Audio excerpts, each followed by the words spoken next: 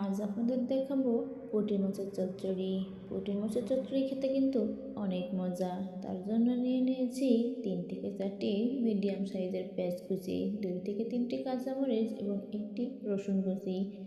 দিয়ে দিয়েছি 1 চা চামচ লবণ, হাফ চা চামচ মরিচের গুঁড়া এবং হাফ চা চামচ হলুদের গুঁড়া।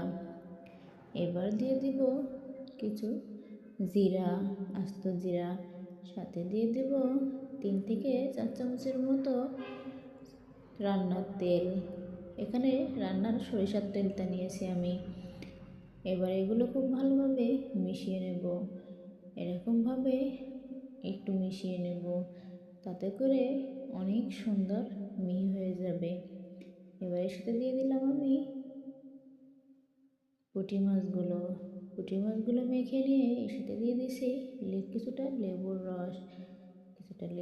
দেওয়ার পরে এখানে আমি দিয়ে দেব অল্প পরিমাণে হাতটা দিয়ে পানি। এভাবেই কিন্তু রেখে দিতে হবে 10 থেকে 15 মিনিটের মতো।